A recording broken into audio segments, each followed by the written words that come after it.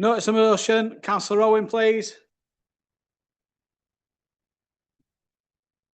Thank you, Chairman, and I'm glad I've got a very, very brief opportunity to start this motion being put forward to express my thanks for the support I've had from our Chief Executive over the years, because I was looking back, I've now topped 200 full council meetings in my time as a councillor. Councillor Jefferson is probably the only person that's actually, well, I know she's exceeded them because she never misses one. I think I've missed one or two. And the only other person, I think, will be Mr. Menzies, who's probably been in this council chamber for nearly all those 20 odd years. So, but what I was thinking was the beauty of full council is right at the start, all the stuff that goes under the radar that we all agree to by accepting all the minutes, etc., all the recommendations and the thousands of things that we forget we've done. For today, we have actually approved our Unpaid Carers Strategy, because that was in the minutes. So we've all approved that today, and I bet nobody in this room realised they'd actually done that. So it's timely that this motion actually comes to full council. So I hope you take the motion as read, and I'd like to put things into a little bit of context. And we're talking about carers now, and especially unpaid carers. And they, to me, are the silent backbone of society. And how do we define an unpaid carer? These are individuals, often family members, friends or neighbours, who provide help and support to someone who cannot manage without help due to illness, disability, mental health issues, or age-related conditions. They help those cared for in a range of ways. It can be help with washing, it could be dressing, it could be toileting, it could be mobility, or support with eating and drinking. They may help with household tasks, such as cooking, cleaning, laundry, or shopping. They may help with administering or reminding about medication, or acting as advocates for the individuals concerned. Most importantly, they can provide companionship, emotional reassurance, and support mental health and well-being. As I mentioned, many are direct family members and don't see themselves as carers. This is just part of their relationship as a spouse, a parent, a child, etc. They often struggle to balance work, studies, and other family relationships, and it can lead to strain, isolation, and financial hardship. Many have caring duties landed on them unexpectedly. So let's look at the scale of the issue. It has been well established that the economic value of unpaid carers in the UK is estimated across the whole of the UK at £184 billion per year, £162 billion in England and Wales alone. And that's almost the equivalent of the total NHS budget of £189 billion. This value is 4 times higher than the total public spending on adult social care. 12 million people in the UK are currently providing unpaid care. 1.9 million carers provide more than 35 hours of care per week, a 70% increase over the past 2 decades. 1.2 million carers live in poverty and 400,000 in deep poverty. 600 people a day give up work to start caring duties. 73% of working carers find it stressful to juggle work and care. 70% of carers report having a long-term health condition. 79% feel stressed or anxious, and 49% feel depressed due to their caring role. So let's look at our local context. In the 2021 census, there were approximately 30,600 unpaid carers in the East Riding. That's by their own admission in the census. If you average that out over our respective wards, it's roughly 1,000 to 1,500 carers in each of our wards across the East Riding. And of those 30,600, 15,000 are providing less than 20 hours of care per week, 5,600 are providing 20 to 49 hours a week, and 9,660 are providing more than 50 hours per week care to the people they're caring for. Only around 3,700 carers are registered with our Carers Support Service, which is 8 times fewer than those identified in the census. Carers need support more than ever with our growing elderly population. Carers allowance nationally has been raised slightly by a few pence to £83.30 per week from £81.90. However, to qualify, you must provide at least 35 hours of care per week, earn no more than £196 per week, be aged 18 or over, and not be in full-time education. The weekly earnings limit of £196, and that equates to 16 hours at the national living wage, is a cap. If you earn £1 more than that, you lose your total carers allowance.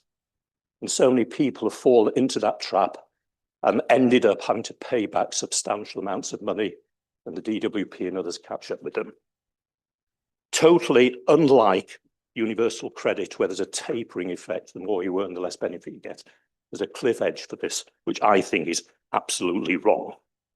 So I'm asking that we support to write to the Secretary of State to first of all urgently address how money from carers allowance is treated in relation to universal credit, to change the rules around part-time earnings to allow unpaid carers to do more work, and to simplify the system for unpaid carers to calculate allowances and expenses.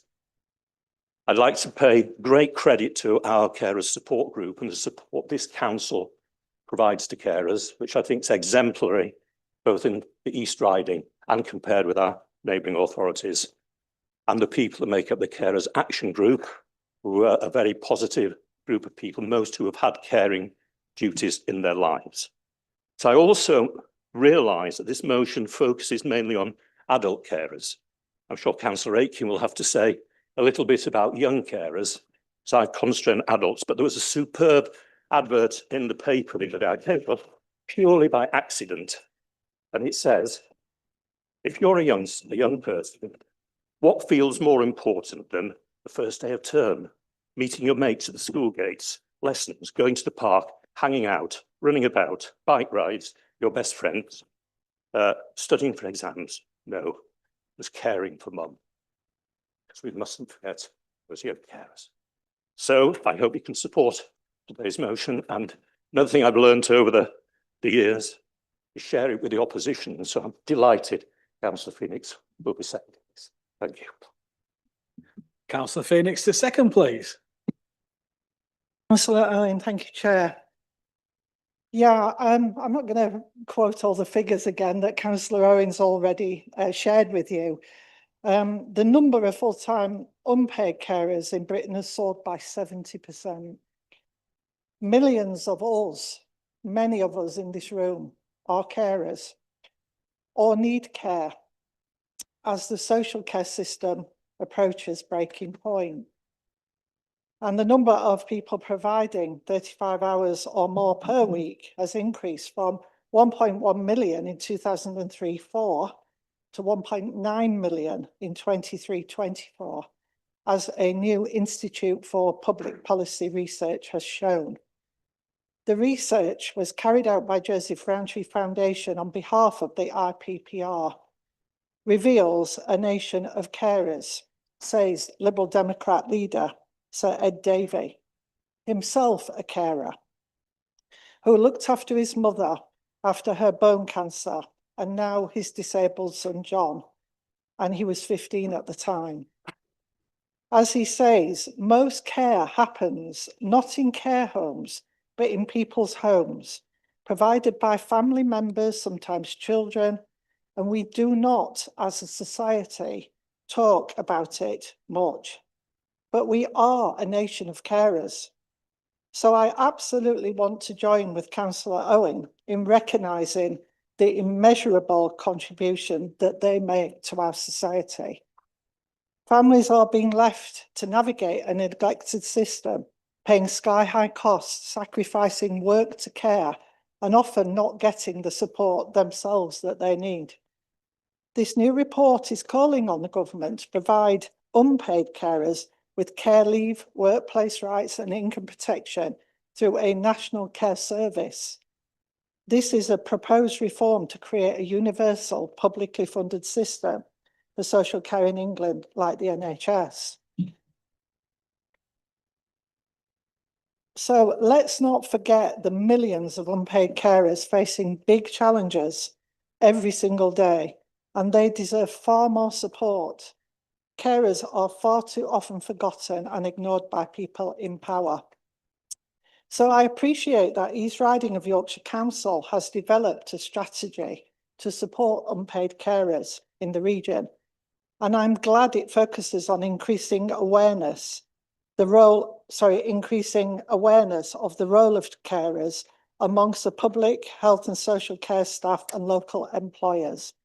So I really hope that you can all come together with us and support Councillor Owen's motion. Thank you. Thank you, Councillor. Councillor Nolan, please. Thank you, Chair. I'm going to leave the politics to one side and not go on about the Conservatives' record and how marvellous Labour has been. But just to say that this is a good and important motion. Carers, especially the unpaid, and a lot's been mentioned about looking after families, they're often not appreciated by society. They are heroes, and a reminder that heroes don't necessarily wear capes. So we will be supporting the motion as it is. Thank you. Thank you, Councillor. Councillor Aitken, please. Thank you very much, Chairman. So obviously I am rising to speak in support of our remarkable young carers, and they're right across the East Riding. These are children and young people who, despite their age, carry responsibilities that many adults would find challenging.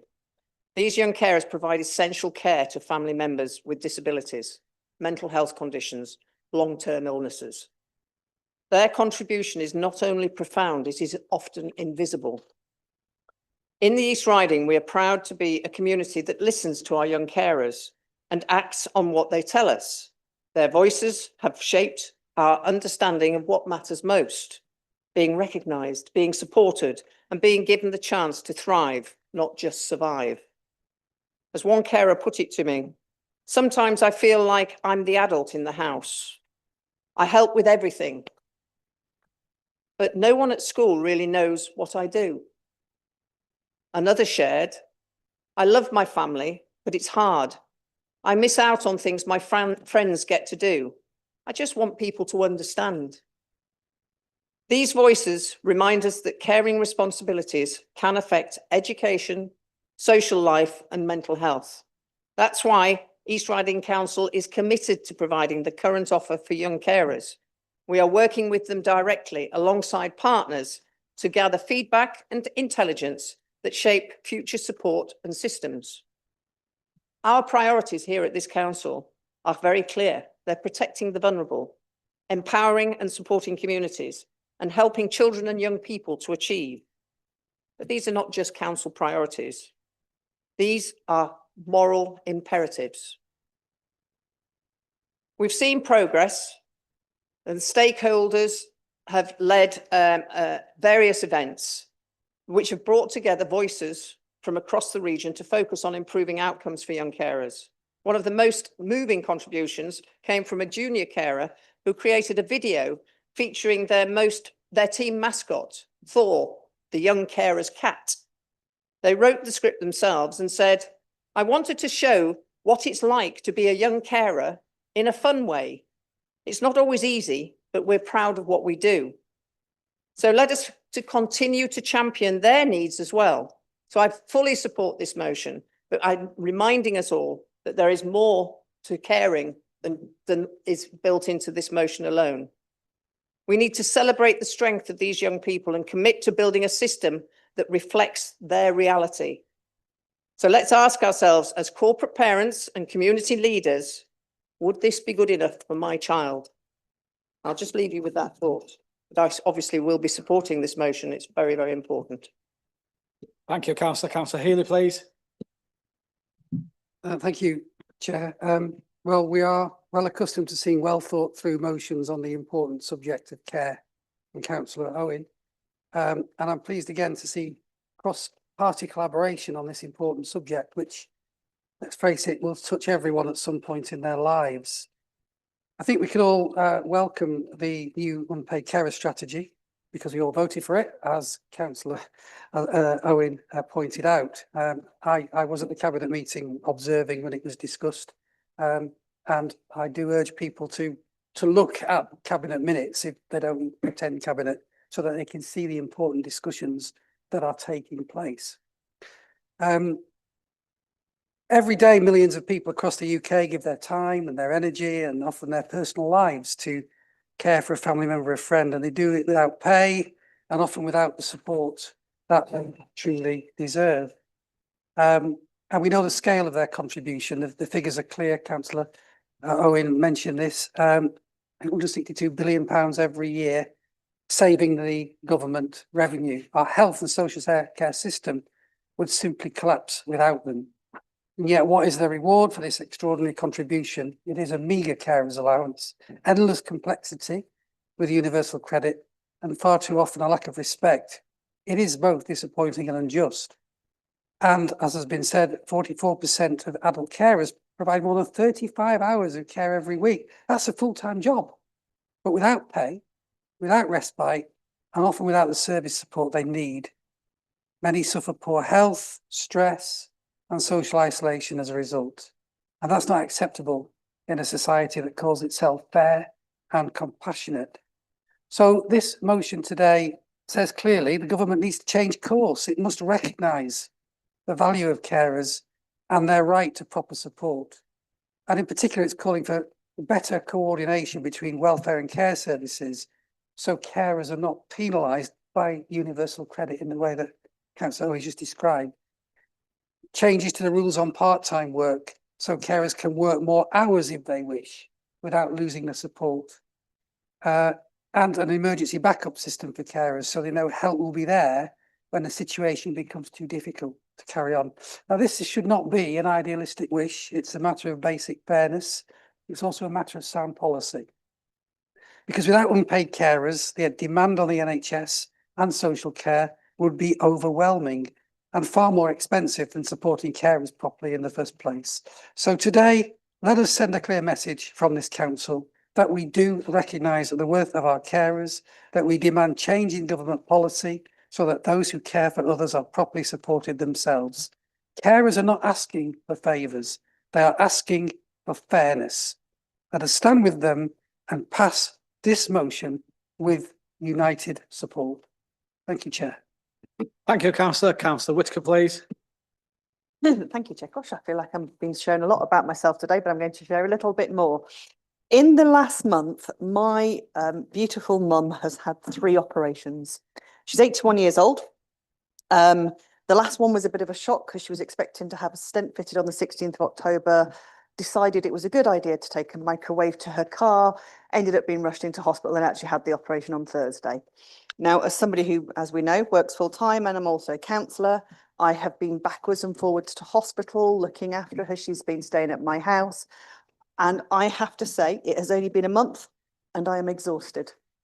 I cannot comprehend children going to school and having to do schoolwork. I cannot comprehend having to this go on for longer than this has actually gone on for.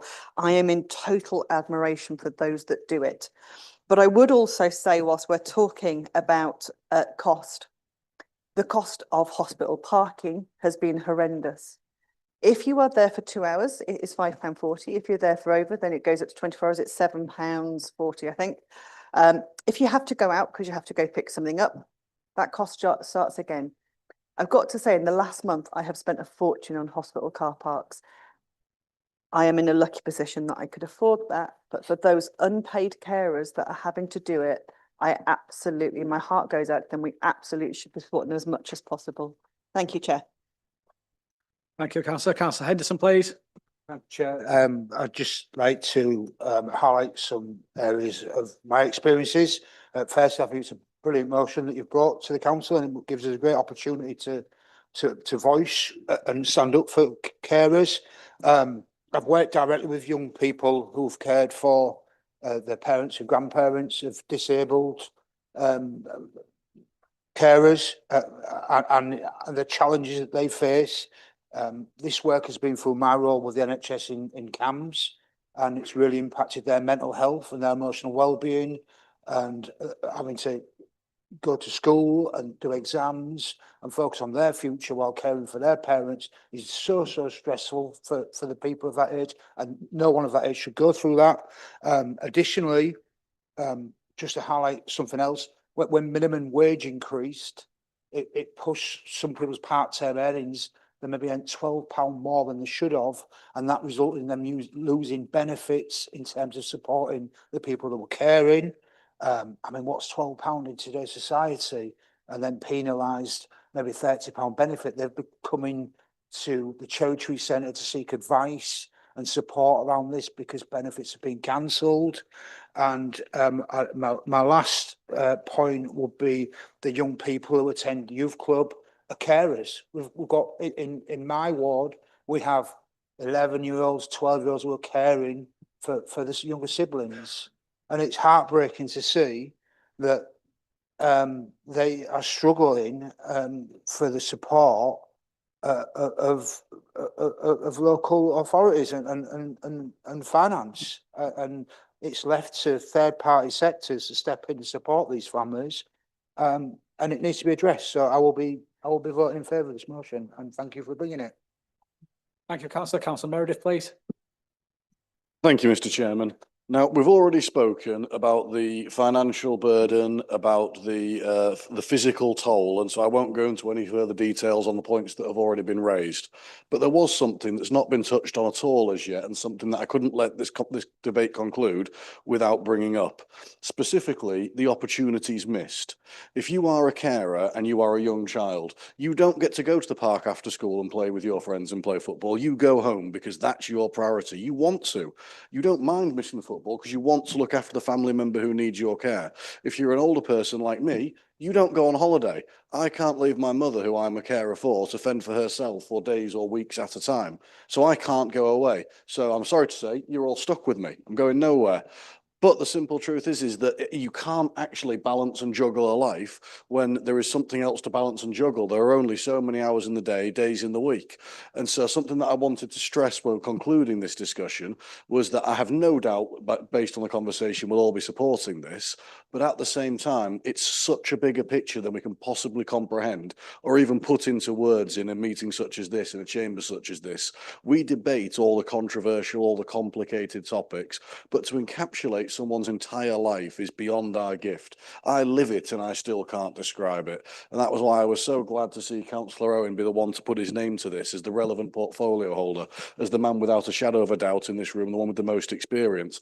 Councillor Felix is the chair of the relevant scrutiny committee, who's overseen the scrutiny of the unpaid carers policy. These are the two people that were able to put this point of view forward the strongest, with the most knowledge, with the most expertise. And everybody who's spoken on their experiences on this, I'd just like to say thank you to you all, because what you've done is you've added weight, you've added character, you've added understanding and a sense of reality to something that would only ever be a piece of paper were it not for the stories we've all shared. So I just wanted to conclude with that and thank everybody, Mr. Chairman. Thank you, Councillor. Seems no more councillors wanted to talk. I ask Councillor Owen to close the debate, please. Yes, thanks very much, Chair. And I think it's only fair to say that Councillor Meredith actually came to me with this suggestion of a motion from one he'd seen elsewhere in the country a couple of months ago. And it tied in so well with us talking about the Unpaid Carers Strategy. So all thanks to him for bringing this to the fore. And I did suggest, why didn't he want to put this motion forward? He said he was too close to the topic himself with his own caring duties. So I thank him for that. I did reflect after I'd sat down that one of the dangers in the caring world is I cared for my mother for probably 4 or 5 years, but at a distance. She lived 15 miles away. And I spent years, disappearing in the middle of the night, phone call, go, get out in bed, blah, blah, blah. I didn't think twice about it at the time. And it's only when you look back, you realise you did have caring duties. The sad thing is, once she was in a care home, then she passed away. Within 3 months, your life gets back to normal and you forget all about those caring times and you forget other people still going through it. So it's remembering all the time there are people out there doing this. So thank you for supportive comments and thank you, I hope, for supporting this motion. Thank you, Chair. Thank you, Councillor. Right, we're going to the vote. You know what you're doing. Thank you.